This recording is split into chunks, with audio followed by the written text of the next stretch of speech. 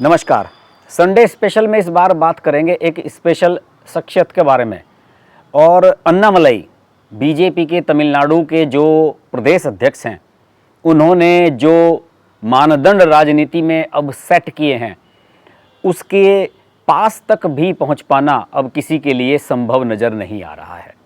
हालांकि इसे हम राजनीतिक दृष्टि से देख रहे हैं, लेकिन इसके सामाजिक और धार्मिक बहुत सारे व्यापक इसके मायने निकाले जा सकते हैं। अन्नामलई आईपीएस अफसर थे और उन्होंने नौकरी छोड़कर राजनीति में आने का फैसला किया, भारतीय जनता पार्टी ज्वाइन की और 3-4 साल के अंदर ही उनको पार्टी का प्रदेश अध्यक्ष बना दिया गया। और अब ऐसा नज़र आता है कि तमिलनाडु में अन्नामलई और भारतीय जनता पार्टी एक दूसरे के पूरक बन चुके हैं, दोनों एक दूसरे के बिना अधूरे हैं। अभी जो रिसेंटली अन्नामलई ने किया, उसके बारे में आज विस्तार से बात करना चाहूँगा। वैसे तो आप सब लोगों ने बहुत सारे वीडियोस देखे होंगे इस बारे में, लेकिन मैंने सोशल मीडिया पर उस घटना को जिस तरीके से देखा है और जिस तरीके से वो घटना लोगों ने उसका इंटरप्रिटेशन किया है, उससे बहुत सारी चीज़ें निकल कर सामने आ रही हैं। मैं एक डॉक्टर साहब हैं, वो दक्षिण भारत के ही डॉक्टर हैं, मेरे ख्याल में चेन्नई के डॉक्टर हैं। उन्होंने सोशल मीडिया पर एक्स पर एक पोस्ट लिखी और उस पोस्ट में उन्होंने ये लिखा कि अन्नामलई को अगला सीएम होना चाहिए तमिलनाडु का। क्यों होना चाहिए? उन्होंने कहा कि मैं एक डॉक्टर हूँ और डॉक्टर बीमारियों का इलाज कर सकता है, लेकिन समाज और संस्कृति, इसका इलाज करने के लिए, इसमें जो प्रदूषण आ गया है उसका इलाज करने के लिए अन्नामलई जैसे लोगों का सामने आना बहुत ज़रूरी है। और द्रविडियन राजनीति ने जिस तरीके से बंटाधार किया है तमिलनाडु का, उसके बाद तो अन्नामलई का आ जाना राजनीति में निश्चित है। और उन जैसे व्यक्ति के बिना तमिलनाडु की ये जो प्रदूषित राजनीति है, इसका प्रदूषण खत्म नहीं हो सकता। मैं उनका नाम नहीं बताना चाहूँगा, लेकिन जाने माने डॉक्टर हैं और उन्होंने बाकायदा सोशल मीडिया पर अपने वेरीफाइड अकाउंट से ये बात लिखी है।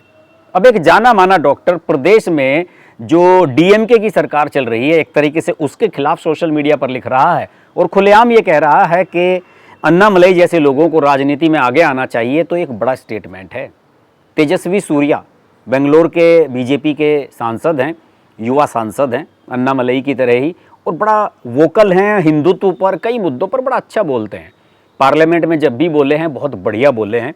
उन्होंने भी सोशल मीडिया पर लिखा था कि मैसिव रिस्पेक्ट फॉर अन्नामलई। उन्होंने राजनीति में जिस तरीके से राजनीति के पैरामीटर्स को ऊंचा उठाया है, हम उन सबको प्रणाम करते हैं। और ये जो कोड़े अन्नामलई ने खुद को मारे हैं, ये जनता को जगाने के लिए है। अब जनता जागती है या नहीं, ये एक बहुत बड़ा सवाल है। लेकिन अन्नामलई ने ऐसा करके एक साथ कई तारों को झकझोर दिया है।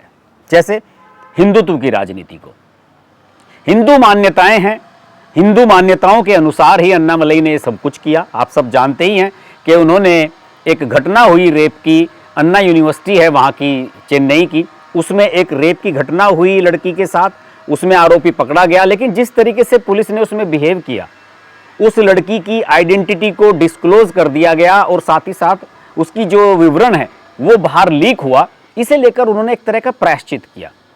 उन्होंने कहा कि देखिए, मैं तो मुख्यमंत्री हूँ नहीं, या मेरे हाथ में प्रशासन है ही नहीं, ना मैं पुलिस वाला हूँ, लेकिन एक आम आदमी क्या कर सकता है ऐसे बुरे एडमिनिस्ट्रेशन में, ऐसे माहौल में? क्या कर सकता है? प्रायश्चित कर सकता है।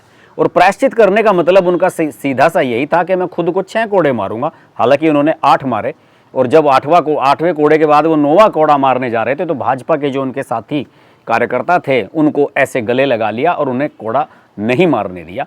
हरे रंग की धोती पहनकर आए थे वो, जो भगवान मुरुगा का प्रतीक है, उसके जो भक्त लोग हैं वो करते हैं। और उन्होंने एक पैरामीटर ऐसा सेट किया कि राजनीति में कम से कम आने वाले सालों में मुझे नहीं लगता कि कोई उस तरह का पैरामीटर फिर से सेट कर पाएगा। हिंदुत्व की बात की उन्होंने।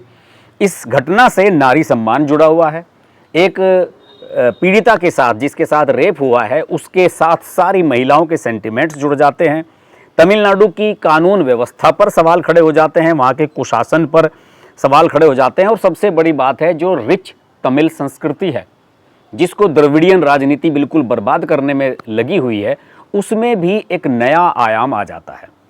कुछ लोगों ने इसकी आलोचना की, जैसे कि पी चिदम्बरम के बेटे हैं, सांसद हैं कार्ति चिदम्बरम। उन्होंने कहा कि साहब ये अन्नामलई जो है ये नाटक कर रहे हैं और दिखावा कर रहे हैं। अपरिपक्व राजनीति बताया कि ये परिपक्व राजनीति का प्रतीक नहीं है। लेकिन अन्नामलई ने इन सब प्रतिक्रियाओं पर भी अपनी प्रतिक्रिया दी और सबको दरकिनार कर दिया। उन्होंने कहा कि ये तमिल भूमि है, ये सबसे बड़ी तपस्या है और कोई भी इससे गुजर सकता है। ऐसा नहीं कि अन्नामलई ही गुजर सकता है। तमिल समाज में कुछ भी सामान्य नहीं हो सकता। एक अपराध होता है और हम फिर उसे भूल जाते हैं, फिर दूसरा अपराध होता है, हम उसे भूल जाते हैं। और हमने अपना ये जो तरीका अपनाया है इस तरह का विरोध जताने का, हमने अपनी बात भगवान तक पहुंचाने का ये रास्ता चुना है और हमें आशा है कि भगवान हमें दिशा निर्देश देंगे।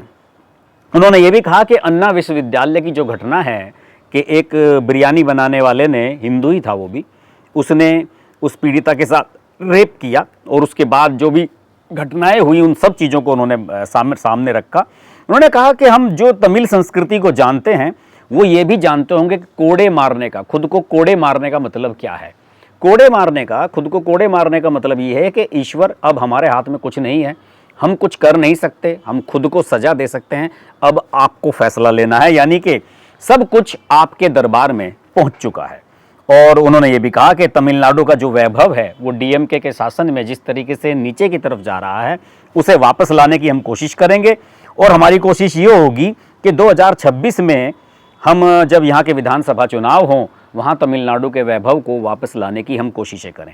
एक और महत्वपूर्ण बात मुझे याद आ रही है, ध्यान होगा आपके कि जब 4 जून को लोकसभा चुनाव के नतीजे आए थे और बीजेपी एक भी सीट तमिलनाडु में नहीं जीत पाई थी, खुद कोयम्बटूर से चुनाव लड़े थे, अन्नामलई हार गए थे अच्छे खासे मुकाबले में, तब उन्होंने मीडिया के सामने आकर सहर्ष ये कहा था कि मैं अपनी हार स्वीकार करता हूँ, हमारी हार है और हमने जो अपनी कमियाँ थी उनको हम सुधारेंगे और आज से ही हम प्रयास शुरू कर देंगे अगले जो विधानसभा चुनाव आ रहे हैं उसका। उन्होंने कहा कि देखिए मैं एक किसान का बेटा हूँ, मेरे पिताजी आज भी खेती करते हैं, मैं कोई मुख्यमंत्री का बेटा नहीं हूं कि मुख्यमंत्री का बेटा हूं तो मैं ही मुख्यमंत्री बनूंगा। उन्होंने उदयनिधि स्टालिन जो एमके स्टालिन मुख्यमंत्री के बेटे हैं उनका भी उन्होंने इसमें संदर्भ दिया। तो उन्होंने कई बातें कही। दूसरे, अन्नामलई ने अपने आप को एक बड़े नेता के साथ साथ एक उच्च स्तरीय, उच्च कोटि के राजनीतिक व्यक्तित्व के रूप में स्थापित किया है, एक हिंदू हीरो के रूप में स्थापित किया है। और साथ ही साथ कुछ लोग तो ये भी कह रहे हैं कि एक मलयालम फिल्म आई थी, मैं उसका नाम भूल रहा हूँ क्या था, कि उसमें एक नायक था और वो नायक है अपना कुछ बदला लेना चाहता था और उसके मन में ये आता है कि मैं ऐसा क्या करूँ कि मेरे ऊपर प्रेशर रहे कि मेरा ये लक्ष्य है। तो फिर वो एक प्रण लेता है कि जब तक मैं बदला नहीं ले लूँगा अपना तब तक मैं पैरों में जूते नहीं पहनूंगा। और आप सब जानते हैं कि अन्नामलई ने ऐसा प्रण लिया है। भगवान मुरुगा के भक्त हैं वो और उन्होंने हरी धोती पहनी थी जैसा कि मैंने आपको बताया। और उन्होंने कहा है कि भगवान मुरुगा के जो 6 रूप हैं उन सभी की वो फरवरी के पहले महीने में नंगे पैर वहाँ पर पैदल यात्रा करने वाले हैं। और उन्होंने कुछ और भी बात उठाई टेक्निकल, चूँकि वो एक IPS अफसर रहे हैं इसलिए उनकी बात को वेटेज देना भी आवश्यक है। उन्होंने कहा कि निर्भया कांड हुआ था दिल्ली में इतना बड़ा जिसमें गैंग रेप हुआ था एक छात्रा के साथ। उन्होंने कहा कि उसके बाद निर्भया के नाम से एक बहुत बड़ा फंड मिला, सारे देश में जितनी भी सरकारें हैं, राज्य सरकारें, उन सबको उससे पैसा भी मिलता है। खासतौर से CCTV ज़्यादा से ज़्यादा लगाने का एक उसके पीछे लक्ष्य था कि CCTV का जो खर्च होता है वो निर्भया फंड से दिया जा सके। तो उन्होंने सवाल भी उठाया कि अन्ना विश्वविद्यालय में CCTV की कवरेज क्यों नहीं थी। अगर CCTV की कवरेज होती तो शायद इस तरह की घटना ना होती और उन्हें रोका जा सकता था। लेकिन बहरहाल उनकी जो कोशिशें हैं उनकी कोशिशें इसको राजनीति से जोड़ने की भी निरंतर चल रही हैं। जैसे कि उन्होंने कहा, कुछ सोशल मीडिया पर तस्वीरें शेयर की अन्नामलई ने कि जो व्यक्ति आरोपी था वो DMK के कुछ सीनियर लीडर्स को जानता था। और जो रिपोर्ट्स बाहर आई हैं उसके मुताबिक ये भी कहा जा रहा है कि उस आरोपी ने किसी से फ़ोन पर बात की थी और पीड़िता ने अपने बयान में ये बात बताई कि वो जिससे बात कह रहा था उसको वो सर कहकर संबोधित कर रहा था। तो वो सर कौन है, इसे लेकर भी बड़े सवाल उठाए जा रहे हैं। और इस देखिए द्रविडियन राजनीति में हलचल तो उन्होंने मचाई है।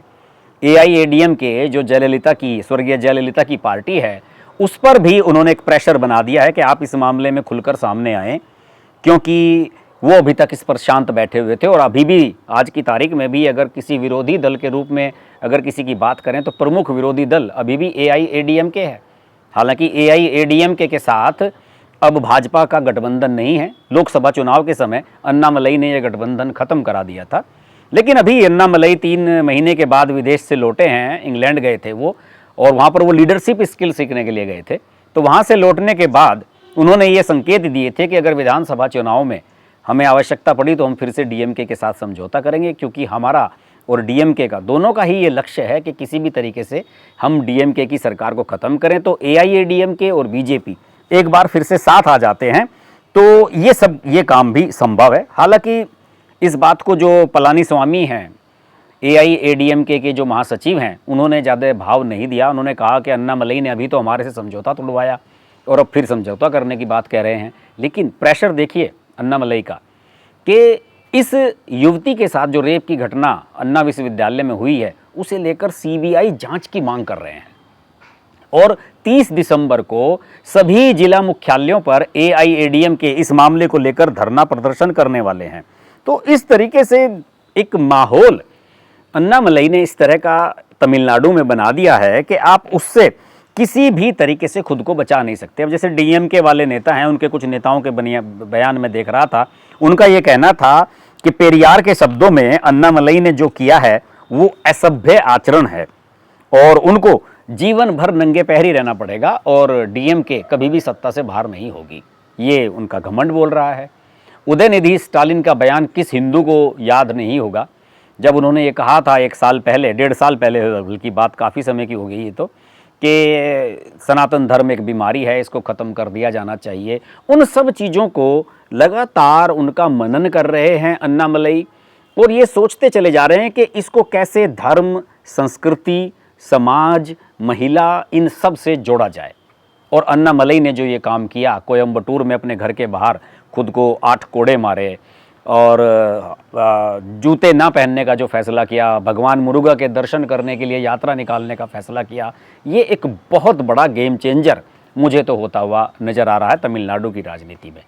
लेकिन इसका राजनीतिक लाभ भारतीय जनता पार्टी को कितना होगा, ये एक बहुत बड़ा सवाल है।